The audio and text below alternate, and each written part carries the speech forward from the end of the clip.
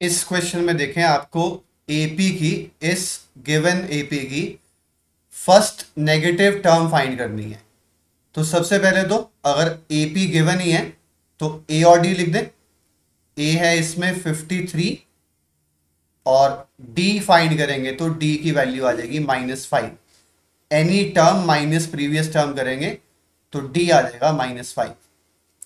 अब इसमें first negative term पूछी है, तो जनरली जब हमें एपी में कुछ भी निकालना होता है तो हम nth टर्म को मान लेते हैं। तो मैंने मान लिया ऐसे ही, लेट nth टर्म जिसका सिंबल होता है an, let nth term be the first negative term.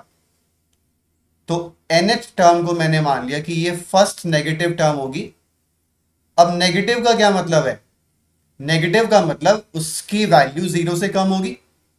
अगर nth term first negative term है तो nth टर्म की वैल्यू 0 से कम होनी चाहिए, और यही इस क्वेश्चन का सबसे इंपॉर्टेंट काम है। बाकी सब तो पुराना ही है, आपको nth टर्म का फॉर्मूला लगाना है। एक और बात आगे नहीं आएगी, वरना बाकी सब कुछ पुराना है। बस यही खास बात है कि अगर nth टर्म को फर्स्ट नेगेटिव टर्म माना है, लेस देन 0 होनी चाहिए।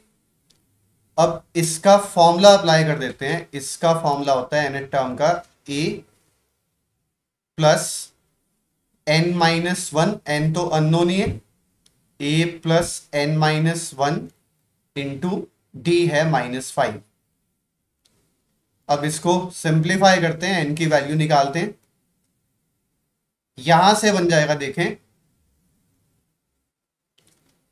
53 और ये हो जाएगा +5, -5 इंटू -1 +5। 53 + 5 हो जाता है 58, और इसको जब इससे मल्टीप्लाई करेंगे तो हो जाएगा -5n। तो ये आ गया 58 - 5n इज लेस देन 0। तो -5n is less than -58। -5n is less than -58। जब इसको आप इधर लाएंगे तो -58 हो जाएगा। अब मुझे यहां से -5 को हटाना है। जो मैंने आपको कहा था ना, इस क्वेश्चन में दो ही नई बातें हैं। एक तो पहला स्टेप कि नेगेटिव का मतलब nth टर्म की वैल्यू 0 से कम होनी चाहिए, और दूसरी बात कि अगर यहां से -5 को हटाना है, इक्वल टू में तो कोई प्रॉब्लम नहीं होती। इक्वल टू में तो अगर ऐसे हो कि -5n इज इक्वल टू -58 है तो आप सीधा दोनों तरफ से माइनस हटा देते हैं।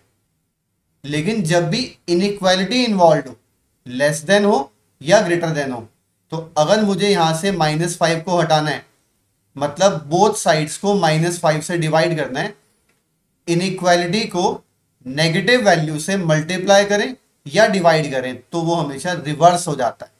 लेस देन है तो ग्रेटर देन हो जाएगा, ग्रेटर देन होता तो लेस देन हो जाता। तो डिवाइड किया -5 से, तो डिवाइड करने के बाद इधर आ जाएगा 58/5, और जो सबसे इंपॉर्टेंट बात है कि इनइक्वालिटी रिवर्स हो जाएगी। इसको अगर आप सिंप्लीफाई करके देखें तो आ जाएगा n इज ग्रेटर देन 11.6। अब n की वैल्यू 11.6 से बड़ी है, और n होता नेचुरल नंबर ही है। तो 11.6 से बड़े नेचुरल नंबर तो बहुत सारे हैं, 12 है, 13 है, 14 है, लेकिन आपको तो सबसे पहला बताना है ना, फर्स्ट नेगेटिव टर्म बतानी है। तो फर्स्ट नेगेटिव टर्म कौन सी होगी? 12th। तो इसके बाद लिख देंगे 12th term is the first negative term.